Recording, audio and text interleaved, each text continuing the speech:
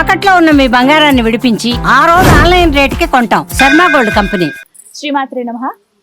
ప్రస్తుతం మనం శ్రీ శ్రీ శ్రీ ఆనంద శివకామేశ్వరి సన్నిధానంలో ఉన్నామండి. ఇక్కడ శ్రావణ మాసం సందర్భంగా విశేష కార్యక్రమాలు, పూజలు అయితే జరుగుతున్నాయి. వీటికి సంబంధించి ఒక వీడియో కూడా నేను మీకు అందించాను, చూడండి. ఎంతమంది మహిళా భక్తులు ఇక్కడ పాల్గొన్నారు, అమ్మవారి సేవలో తరించారు. ప్రస్తుతం మనతో పాటు ఉన్నారు పీఠాధిపతులు శ్రీ శ్రీ శివకామేశ్వరి ఆనందమయ్య అమ్మ. మాతాజీతో మాట్లాడదాం. అలాగే శ్రావణ మాసానికి సంబంధించి మనకి ఎన్నో సందేహాలు ఉంటాయి కదా, అలాగే వరలక్ష్మి వ్రతం కూడా రాబోతోంది. ఈ విశేషాలన్నీ కూడా అమ్మ మాటల్లో విని మనకున్న సందేహాలు నివృత్తి చేసుకుని అమ్మ చెప్పే మాటలు కూడా విన్నాం. అమ్మకి స్వాగతం పలుకుదాం. అమ్మ నమస్కారం. శ్రీమాత్రే నమః. ఎలా ఉన్నారు? అమ్మ, నైవేద్యాల గురించి సందేహాలు అడుగుతూ ఉన్నారు. శ్రావణ మాసం వచ్చింది, ఎప్పుడు ఏదైనా వ్రతాలకి విశేషంగా మన నవరాత్రుల్లో నైవేద్యాలు ప్రత్యేకంగా చెప్తాం. అలాగే శ్రావణ మాసంలో చేసే లక్ష్మీ పూజకు కూడా, వరలక్ష్మి వ్రతానికి కూడా నైవేద్యాలు ప్రత్యేకమే. అసలు ఎటువంటి నైవేద్యాలు పెట్టాలి, ఎన్ని రకాలు పెట్టాలి, ఎలా పెట్టాలి, ఇది ఒక సందేహం అమ్మా. తప్పకుండా తెలియజేస్తాను. సుమన్ టీవీ వీక్షిస్తున్న ప్రేక్షకులందరికీ కూడా శ్రీమాత్రే నమః, శ్రీ గురుభ్యో నమః. నివేదన, నైవేద్యము ఎన్ని రకాలు చేయాలి, అన్నీ చేయొద్దంటే బాధపడతారు, అందుకని ఇది చక్కగా చెప్దాం.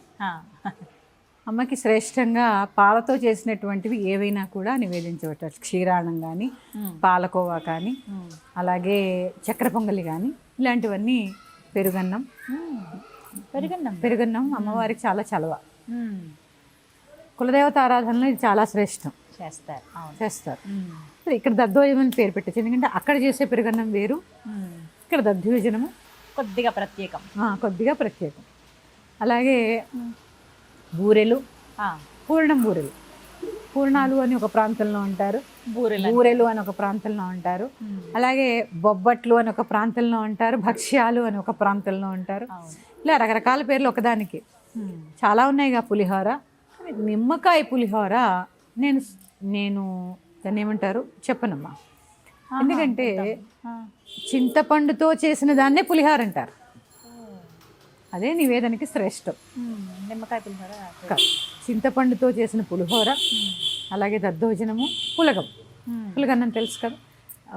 పెసరపప్పు, జీలకర్ర, చిటికెడు ఉప్పు, చిటికెడు పసుపు బియ్యంలో వేసి ఉడకబెట్టిన దాన్ని ముద్గోదరము లేదా పులగము అంటారు. ఇది అమ్మవారికి చాలా ప్రీతిపాత్రమైంది. ప్రతిరోజు కూడా నివేదన చేయవచ్చు. ఈ కూర లేదు, ఆ పప్పు లేదు, ఈ పులుసు లేదు, ఇది లేకుండా ప్రతిరోజు పులగాన్నం వండి బెల్లం ముక్క వేసి, నెయ్యి వేసి, కొద్దిగా పెరుగు వేసి నివేదన చేస్తే చాలా శ్రేష్టం అమ్మ. చాలా ఇష్టమైనది కూడా ఆవిడకి. అలాగే శక్తి ఉంటే పాలకోవా చేయొచ్చు, లేదా కొని. ఎందుకు ఏది తెచ్చినా మనం దాన్ని ఏం చేస్తాం, గాయత్రి మంత్రంతో ప్రోక్షణ చేస్తాం కాబట్టి శుద్ధి. అలా అని అన్నీ మరి బయట కొనకండి. ఈ క్రమంలో అలసిపోకండి. పూరీలు చేస్తారు కొంతమంది, తీపి పూరీలు చేస్తారు, పాకం గారెలు చేస్తారు. అంటే గారెలు అంటే మా చిన్నప్పుడు చెప్పేది పితృకార్యాలప్పుడు చేస్తారు అని, నివేదన చేయరు అని అంటున్నారు. కానీ ఇప్పుడు అందరూ చేస్తున్నారు, పెరుగుబడి చేస్తున్నారు, గారెలు చేస్తున్నారు, ఇట్లా రకరకాల నివేదనలు.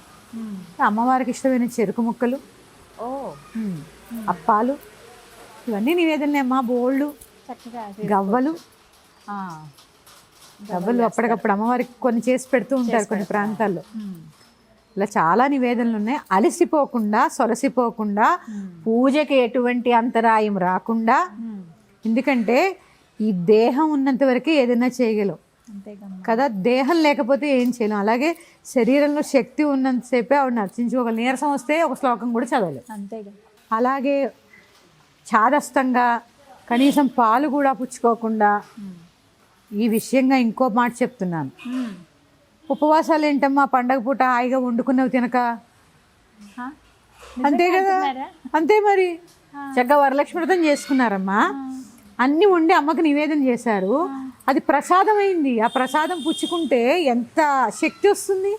అది ప్రసాదం అయింది కదా. ఆవిడికి పెట్టేసి నువ్వు తిన్నావా అమ్మ అని ఎవరిని అడిగావు అనుకోండి. ఈరోజు శుక్రవారం అండి, నేను ఉపవాసం. అవును, శుక్రవారం చాలా మంది తినరమ్మా రోజు. మరి ఇంకేంటమ్మా, ప్రసాదం తినకపోవడం ఎంత పాపం. రాత్రిపూట తినచ్చా? రాత్రి అయినా సరే తీసుకోవాలి, ఇప్పుడు రాత్రి అయినా తీసుకోవాలి, మధ్యాహ్నం అయినా తీసుకోవాలి. మంచిదేనమ్మా. ఉపవాసము అంటే అన్నం మానుకుని కడుపు మార్చుకోవడం కాదు. వాసము అంటే నివసించడము, ఉప అంటే దగ్గర. దగ్గరగా నివసించేదాన్నే ఉపవాసము అంటారు. ఎవరికి దగ్గరగా? అనుక్షణం భగవన్నామంతో అమైకం అవడాన్ని ఉపవాసం అంటారు. ఇక్కడ ఆహార నియమాలు ఎందుకు పెట్టారు అంటే విపరీతంగా కడుపు నిండా భుజించేస్తే నిద్ర వస్తుంది, ఆవులింతలు వస్తాయి. మనం చేసే నామానికి ఇవన్నీ అంతరాయం కలగకుండా ఏం చేయాలి? కొద్ది కొద్దిగా తింటూ శరీరాన్ని పడిపోకుండా కాపాడుకుంటూ ఉపవాసం చేయాలి. ఇంకా పొద్దున మొదలు పెడితే ఆ కటిక ఉపవాసాలు చేస్తారు మహాతల్లులు. కాళ్ళు కడిగి నేను కూడా దండం పెట్టుకోవాలి ఈసారి. ఎందుకమ్మా అన్ని ఉపవాసాలు? చాలా ఇదిగా చేస్తారు. ఉపవాసము అంటే మళ్ళీ చెప్తున్నా, ఉపవాసము. ఉప అంటే దగ్గరగా, వాసము అంటే నివసించడం. ఇంత చెప్పినా ఎవరు మారనుకోండి, అది వేరే విషయం. చెప్పడం మాత్రం మన ధర్మం, కానీ అవసరం లేదండి. మారితే మహా సంతోషం. చిన్న సందేహం అమ్మా, ఇప్పుడు నైవేద్యం పెడతారు కదా అమ్మవారి దగ్గర, ఆ ప్లేట్ లో అన్ని రకాలు వేసి పెట్టేస్తూ ఉంటారు. అలా పెట్టిన తర్వాత ఇప్పుడు ఎవరైనా ఇంటికి వస్తే మిగిలిగా వండినవి అవి వారికి పెడుతూ ఉంటారు. ఏదైతే ప్రత్యేకంగా నివేదన చేశారో అది కుటుంబ సభ్యులు మాత్రమే తినాలి అని నేను విన్నాను. ఇది ఎంతవరకు నిజం? అందరికీ పెట్టి భుజించిన దాన్నే ప్రసాదం అంటారు.